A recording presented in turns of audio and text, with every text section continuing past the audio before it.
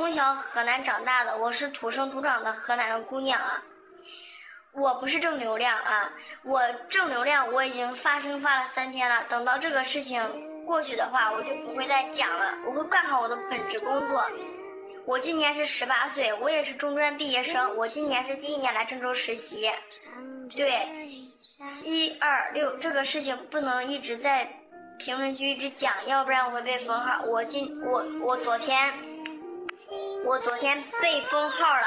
我直接封了24个小时。对，我一直在发视频，我年龄也不大，为什么我要发视频？因为有好多跟我一样大的孩子都是被学校强制性的要求进到那个地方，他们跟我一样大，不是说为了挣钱，是学校被强迫着进去的，因为我们学校压着毕业证不给，说必须要去实习。然后好多不仅是挣返费，好多还是我们中专生的孩子，都是19岁、20岁的小孩，他们都是中专生，大家可以去关注一下，今年到底有多少中专生为了学校的毕业证进到学校分配的这个地方上班，好多开封的孩子就在那个地方上班，我就很无语。他不让我发视频，也不让我去说，我就可无语了。凭啥呀？我们这些